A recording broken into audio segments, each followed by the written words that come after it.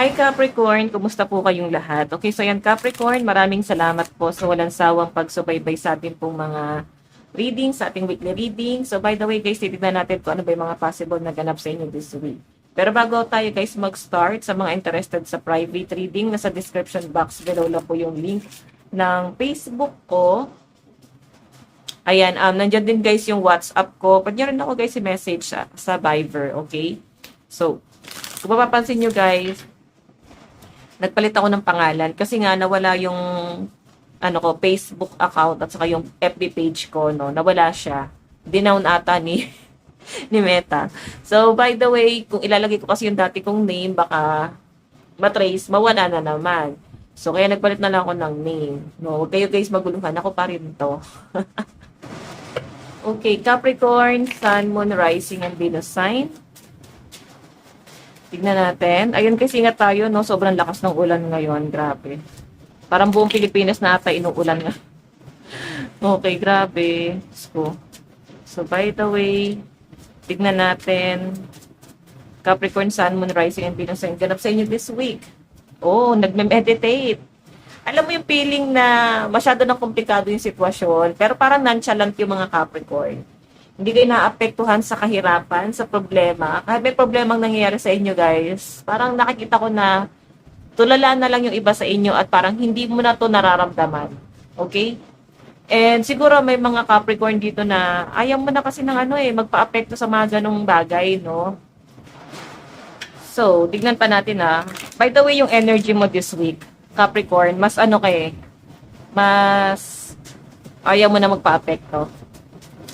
Okay, so by the way, meron tayong the devil. Ayun, no? May kasi, dumidemonyo sa inyo, parang ayaw mo ng patulan. Kasi parang, pag pinatulan mo to, mas magiging worse palalo yung sitwasyon. Okay? So, parang ito yung nagiging kontrabida sa buhay mo. Ganon. So, feeling ko kasi dito, guys, itong the devil na to, parang pinakikilos ka niya na parang, gumawa ka na naman ng paraan, ganito, ganyan. Siyempre, ikaw, masyado pang conflict, no, Capricorn, hindi pa ready. Pero kasi, nakikinig ka naman. Nakikita ko naman dito. So, by the way, ayan, the Magician, magiging busy ang mga Capricorn this week kasi parang ang dami nyo nga asikasuhin, mga paperworks. Siguro kaya mo hinihil yung sarili mo or nilalagay mo yung sarili mo sa peace, payapa. Ayaw mo masyadong pa-apekto sa mga kinakaasaran mo, kinakabusitan mo. Masyado na komplikado yung sitwasyon Feeling ko kasi nito guys, baka maapektuhan yung trabaho mo. Baka kaya siguro ikaw ay hindi masyado nagpapa-apekto dyan, no? Since the Magician to. So by the way, check pa natin, meron tayong death. Ending and new beginning to guys. So, possible na ma-hit nyo naman yung quota, matapos mo naman yung trabaho mo. Nakikita ko sa mga Capricorn dito, talagang as in workaholic ka. And baka yung boss mo yung nagpe-pressure sa inyo. Basta may someone na nagpe-pressure sa inyo dito, guys. Na parang wait lang, ginagawa nyo naman akong robot. Parang ganon. Pero sa nakikita ko naman sa mga Capricorn, guys, possible na ma-overcome mo yan. Since ang energy mo is, the Magician, Death card. Meron tayong the Lovers energy. So, by the way, guys, ito namang the Lovers. Sa love life mo to, feeling ko may lumalapit sa mga Capricorn. Sa mga single dito, feeling ko may nagkakagusto sa inyo, may nanliligaw sa inyo, na-attract mo itong taong to, and gusto kanyang ligawan or sobrang nagkakagusto siya sa inyo. So, parang new person na to, guys, no? Nasa inyo, pero feeling ko, guys, i-entertain mo yung new person na yan. Kasi, nahirapan maayos naman Mukhang maayos ng taong to. Magaling siya makipag-usap. Magaling siyang mag-deliver ng message, possible na matalino rin naman, no? So, tignan natin, guys, pagdating sa love life ni Capricorn, wow! Meows Award. So, alam mo, parang ikaw na, mukhang swerte pagdating sa love life ang mga Capricorn, no? Kahit maraming conflict pagdating sa inyong source of income, sa trabaho. So, by the way, sa love life mo, single ka man, or in relationship, nakikita ko mukhang swerte ang mga Capricorn pagdating sa napili nilang partner. Starving, may iba rito guys na, alam mo yon, na parang kahihiwalay lang, pwedeng isa sa mga pinag-awayan is pera, pinabayaan, naging parang gutom, may nag-abandona. Oo, lalo na sa kakahiwalay pa lang, no? Pero yung mga matagal lang single, matagal lang in relationship, worth it yung relasyon, no? Pero dito sa mga kahiwalay pa lang, medyo worse. Nakikita ko yung parang nagugutom, parang hindi kayo guys masyadong inobliga ng person nyo, parang pinabayaan talaga kayo guys, no?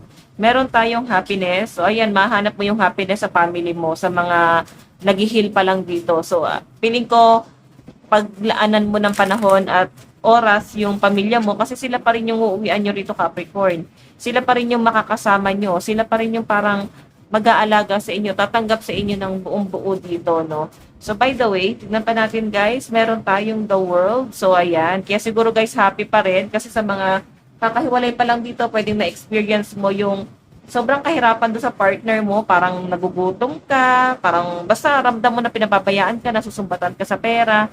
Then siguro nung na feel ninyo na ay, hindi na to maganda, hindi na to mag-work, parang pinagdadamutan ka na. Kaya siguro umuwi ka sa family mo, happiness, tapos the world, mas nagiging payapa, no?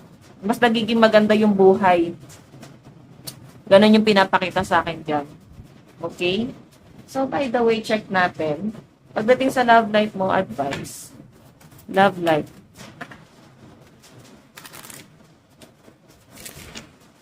Love life. Pagdating sa love life, advice. Lord, ayan, sabi ko sa inyo, may new person eh. So, kahit na ikaw ay nasa healing process, may new person pa rin na paparating sa inyo, guys. Then, parang gusto niya, guys, na i-flirt ka. O, diba? Inaakit ka nitong taon ko. Nagpapapansin. So, pagdating sa advice po. Advice.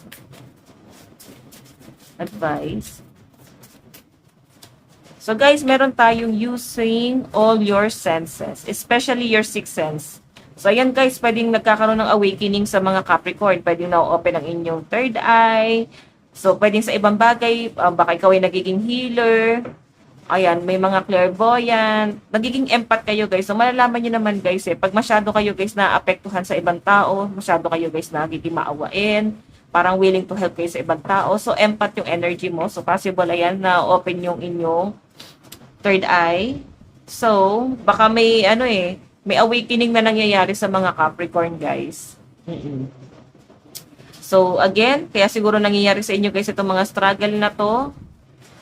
Kasi, kayo ay nagiging awakening. So, by the way, Capricorn, ito lang po ang inyong reading. Maraming salamat po. God bless and love you all. Bye-bye!